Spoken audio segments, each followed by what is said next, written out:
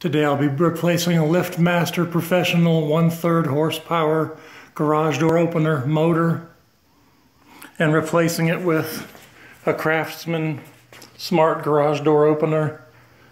This has a belt drive. The old opener has a chain drive. This has a DC motor that should be quieter than the original motor. It also is 1 1/4 horsepower instead of 1/3 horsepower. The first step today is going to be unplugging the motor from the ceiling outlet and removing these wires. The wires are from the motion sensors at the bottom of the garage door frame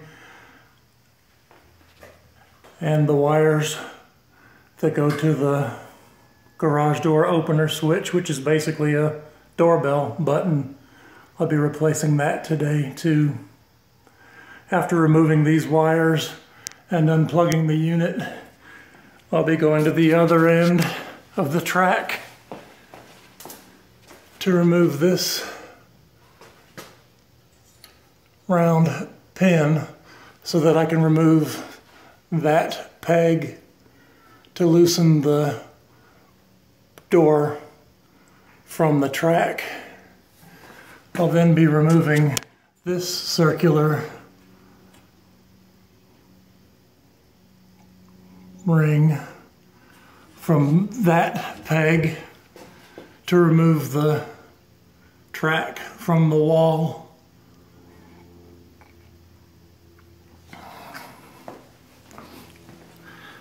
After removing the motor from the frame, I'll lower it down to this ladder and then remove the other end of the track from the wall and lower it to the ground. I did an unboxing yesterday of the Craftsman smart garage door opener, 1 1/4 horsepower engine with belt drive. I failed to mention that the track is also included at the bottom of the box period.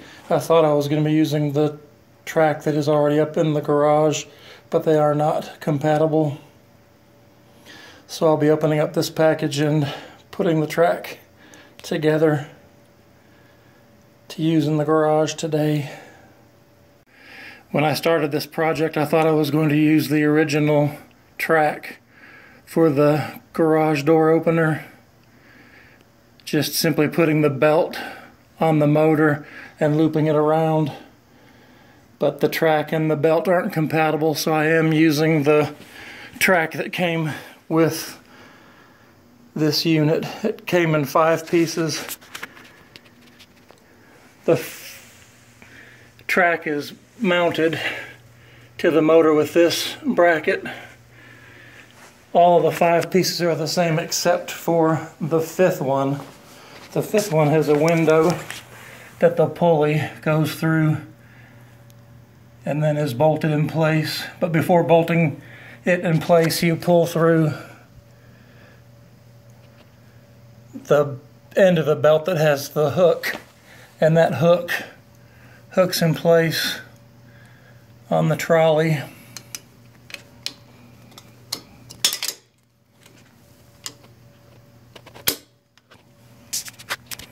And then the belt can be run around the length of the track.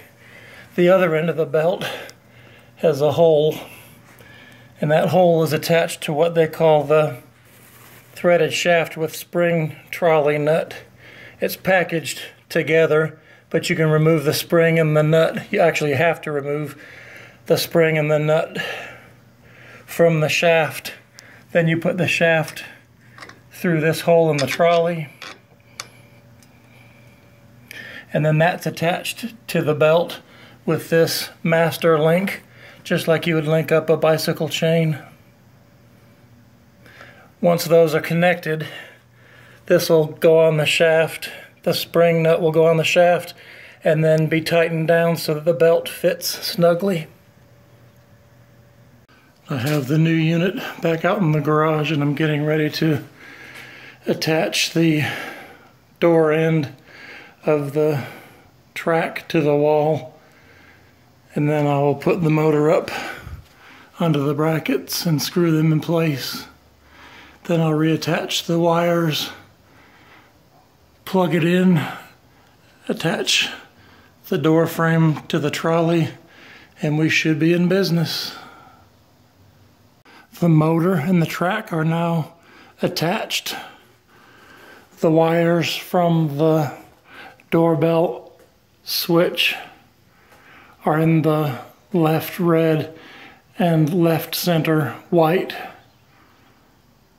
connections, and the wires from the motion sensors are in the right white and right gray tabs. The control wires go on the left side of the unit. On the right side there is a compartment for the backup battery. The backup battery has the standard red and black tabs, and the battery goes behind a door, and behind the door there's a red wire and a black wire.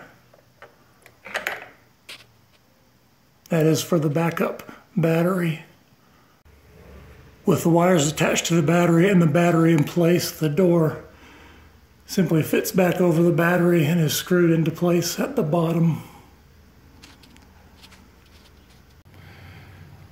Attaching the control panel was easy. I removed the doorbell switch that was controlling the garage door and attached the white wire to W, the blue wire to red, and drilled 2 holes 3 1/4 inches apart using a 5/32 inch drill bit, then tapped in the mollies that were included, and now I'm getting ready to screw the unit in place. This is what's in place of what used to just be a doorbell to open and close the garage door. The top black bar with Craftsman is the button that controls the garage door. The bottom button with a light bulb on it will turn the 275 watt bulbs on without opening the garage door. And one of my favorite things is the motion detector.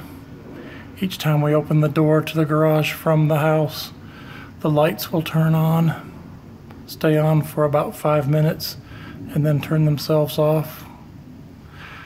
If the lights come on automatically, you can turn them off immediately by pressing the light button.